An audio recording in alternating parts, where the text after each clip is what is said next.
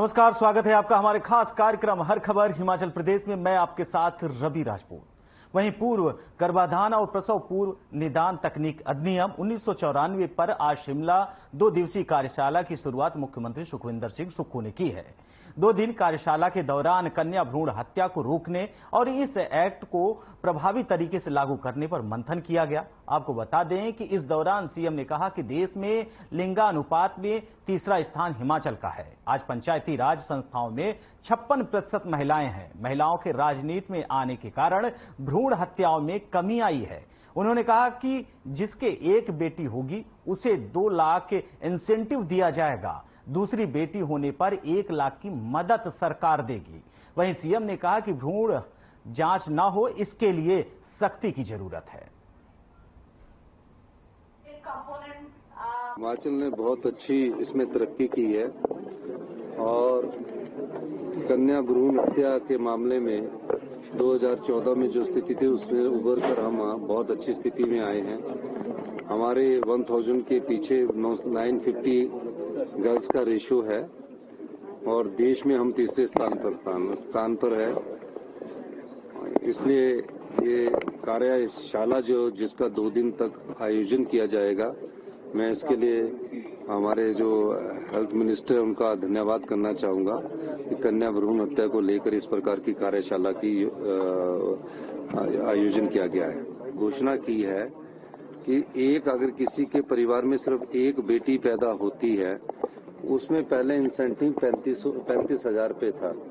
हमने कहा कि अगर एक बेटी पैदा होती है तो उसको 2 लाख रुपया मिलेगा और दूसरी बेटी जब पैदा होती है तो उनके परिवार को 1 लाख रुपया मिलेगा। 2 बेटियों पर 1 लाख, 1 बेटी पर 2 लाख रुपया मिलेगा, जिसकी सिर्फ सिंगल बेटी होगी। तो मैंने कहा कि ये बहुत बड़ी बात है कि जो और भी कुछ जगह कहीं, वैसे हिमाचल प्रदेश में बहुत कम है, पर कुछ जगह अगर ये होगा तो इंसेंटिव के तौर पर आज के बाद जब नोटिफिकेशन होगी उसके बाद कोई भी बेटी पैदा होगी और एक ही बेटी होगी, वो 2 पिछले लोगों के लिए नहीं, अगले लोगों के लिए उनको 2 लाख रुपए की इंसेंटिव दे रहा है। बढ़ते हैं अगली खबर की ओर, जहां शिमला में नियमितीकरण की मांग को लेकर एसएमसी शिक्षक प्रदेश सचिवालय के बाहर 2 दिनों से धरने प्रदर्शन पर बैठे हैं। वहीं बुधवार देर शाम शिक्षकों से मिलने के बाद मुख्यमंत्री ने कैबिनेट सब कमेटी का गठन किया। जिला मंत्री रोहित ठाकुर, पंचायती राज मंत्री अनिरुद्ध और सिंह सहित पीडब्ल्यूडी मंत्री विक्रमादित्य सिंह इसके सदस्य रहेंगे। यह कमेटी एसएमसी द्वारा जाने वाली सिफारिशों का अध्ययन करेगी और इसकी रिपोर्ट मुख्यमंत्री को सौंपेगी। सीएम ने कहा है कि देखना पड़ेगा कि किस प्रकार इनका नियमितीकरण किया जा सकेगा या कुछ और नीति अपनानी पड़ेगी। वहीं धर्मशाला में खालिस्तान के नारे लिखने और पन्ने की धमकी देने पर सीएम ने कहा है कि मामला भारत सरकार का है, बावजूद इसके कि हमारी सरकार अंतर्राष्ट्रीय पर्यटकों को पूरी सुरक्षा देने में सक्षम है। इससे पहले भी इस प्रकार की धमकियां मिलती आई हैं। नहीं, ये जो शिक्षक है, कई 10 साल से पढ़ा रहे हैं, कोई 12 साल से पढ़ा रहा है, कोई 15 साल से पढ़ा रहा है, कोई 18 साल से पढ़ा रहा है और कईयों को बहुत कम पैसा मिलता है। 6,000 रुपया मिल रहा है, 7,000 रुपया मिल रहा है। हमारी सरकार ने बजट में इनको पैसा बढ़ाया है, 2,000 रुपया हमने एक मुश्त बढ़ाया है। भारतीय जनता पार्टी ने सिर्फ 5 साल में 1,500 रुपया बढ़ाया, हमने पहले साल में बढ़ाया है। और इनकी जो ग्रीवेंसीज है उसको सुनने के लिए हमने एक सब कमेटी बनाई है और किन आधार पर इनको पर फैसला किया जाता है वो तलाशने की हम लोग कोशिश करेंगे। और काफी सालों से ये वहाँ शिक्षा दे रहे हैं जहाँ कोई टीचर नहीं है और इस प्रकार हमें देखना पड़ेगा कि इनको कैसे आगे क्या किया जा सकता है। हमारी सरकार इस पर विचार। बढ़ते हैं अगली खबर की ओर, जहां शिमला में जिला परिषद कैडर के अधिकारी और कर्मचारी पंचायती राज विभाग में विलय करने और 6ठे वेतन आयोग का लाभ मिलने की मांग को लेकर 6 दिनों से हड़ताल पर डटे हुए हैं। उनका कहना है कि जब तक उनकी मांगें पूरी नहीं होती तब तक वो इसी तरह अनिश्चितकालीन हड़ताल पर डटे रहेंगे। वहीं मंगलवार को सचिवालय में जिला परिषद कैडर की पंचायती राज मंत्री के साथ बैठक भी हुई जो बेनतीजा रही। अब उनका कहना है कि जब तक उनकी मांगों को पूरा नहीं किया जाता उनकी हड़ताल जारी रहेगी। वहीं पंचायती राज मंत्री अनिरुद्ध सिंह ने इस आपदा की घड़ी में जिला परिषद कैडरों से हड़ताल समाप्त करने की अपील करते हुए कहा है कि वो सरकार को कठोर कदम उठाने पर मजबूर ना करें। जिला परिषद कर्मचारी हैं, उनके प्रतिनिधि जो हैं वो उनके साथ हमने मीटिंग करी थी और उनको हमने स्पष्ट किया है कि सरकार उनकी मांगों के ऊपर गंभीर है। उनका सबसे पहला मुद्दा मर्जर का है, जो रूरल डेवलपमेंट और पंचायती राज विभाग मर्ज करने का है। इसके ऊपर कई मैं बोलना चाहूंगा और आपके माध्यम से जिला परिषद कर्मचारियों को भी मैसेज देना चाहूंगा। माननीय मुख्यमंत्री जी संज्ञान में भी पूरी बात है। हमने बारीकियों से कुछ एक स्टडी भी किया है, पर कुछ लीगल फॉर्मेलिटीज हैं ताकि बाद में जो है विवाद में ना आए और नहीं तो लोग कोर्ट में जाते हैं।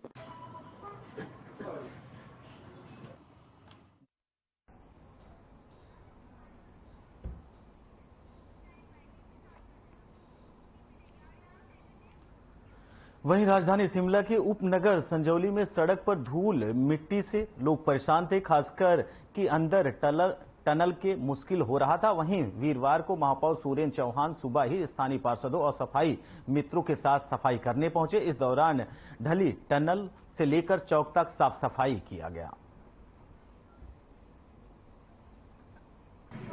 साथ में जो हमारे पार्षद है स्मिट्री के भी और संजौली के सभी ने मुझसे ये निवेदन भी किया था कि इस तरह का हमारा एक मुहिम यहाँ रोज होनी चाहिए।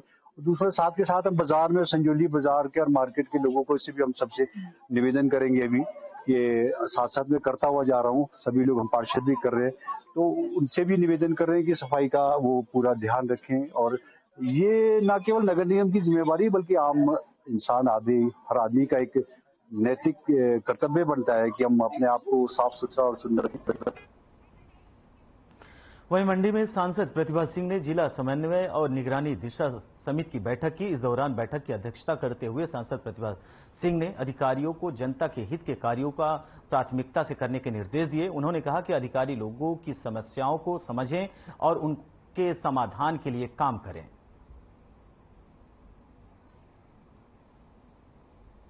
जिस तरह से कि जितने भी अफसर साहिबान हैं इन इश्यूज को थोड़ा इसमें इम्पोर्टेंस दे और इसको प्रायोरिटी पर आप करने का प्रयास करें ताकि जल्दी ये इश्यूज सॉल्व हो। जैसे अभी चंपा जी ने एक इश्यू रेज किया जो कि आई थिंक उस पर काफी डिस्कशन भी हुआ, काफी उनका सुझाव भी था और 9 महीने का समय तो बहुत ज्यादा होता है, बहुत ज्यादा होता है। डिप्टी कमिश्नर इज हियर, इन्होंने एक जॉइंट मीटिंग के लिए सुझाव दिया कि हम सब एक जॉइंट मीटिंग कर लेंगे जिसमें आपके कमिश्नर भी होंगे, एजुकेशन भी होंगे, पीडब्ल्यूडी भी होंगे और ये एक जॉइंट मीटिंग लेकर फिर इसका कोई ना कोई निर्णय निकाले, कोई ना कोई हल निकाले। ऐसा नहीं है कि आम आदमी भटकता ही रहे, किसके पास जाएं, डीसी के पास जाएं, किसके पास जाएं, बोल के थक गए but nobody is taking action. बढ़ते हैं अगली खबर की ओर, जहां ढालपुर में प्रदेश बीजेपी कार्य समिति के सदस्य एवं सेवानिवृत्त ब्रिगेडियर खुशहाल ठाकुर ने प्रेस कॉन्फ्रेंस की। इस दौरान उन्होंने पत्रकारों को जानकारी देते हुए कहा कि लोकसभा चुनाव को नजदीक आता देखकर अब सांसद प्रतिभा सिंह को जनता की याद आ रही है और अब वो ग्रामीण इलाकों का रुख कर रही हैं। उन्होंने कहा कि देश भर में कई ऐसे विकास कार्य हैं जो बीजेपी सरकार के द्वारा पूरे किए गए हैं, जबकि कांग्रेसी नेता उन विकास कार्यों को अपना समझ रही है। वहीं ब्रिगेडियर खुशहाल ठाकुर ने कहा कि बीते दिनों भी मंडी संसदीय क्षेत्र के बरोट में सांसद प्रतिभा सिंह ने बयान दिया था कि भूभू जोत टनल बनाना भी भूतपूर्व मुख्यमंत्री स्वर्गीय वीरभद्र सिंह का सपना था।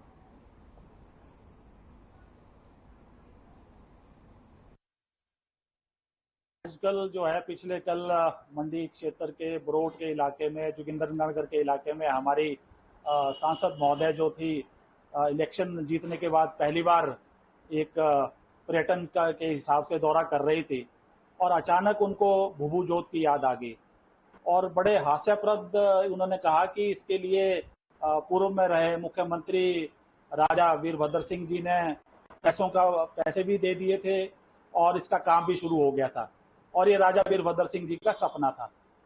अब देखिए सपना था तो फिर आप पैसे भी मिल गए और काम भी शुरू हो गया, तो ये कहां पर काम हुआ और कहां पर पैसा मिला।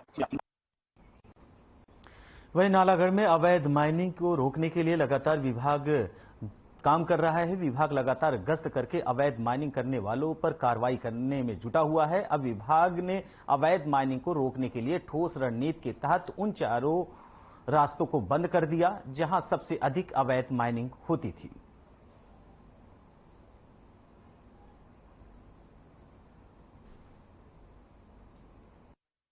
बार बार वहां से शिकायतें प्राप्त हो रही थी, जिससे खरीद अधिकारी के दिशा निर्देश उन अवैध रास्तों को बंद कर दिया गया है। और जो है ये 2-3 पॉइंट बंद किए गए हैं, वहां से बार बार जो है अवैध खनन की शिकायतें प्राप्त हो रही थी। तो कई जगह लोगों की जमीनें भी है, पर उसको भी ध्यान में रखते हुए अवैध खनन के रास्तों को बंद कर दिया गया।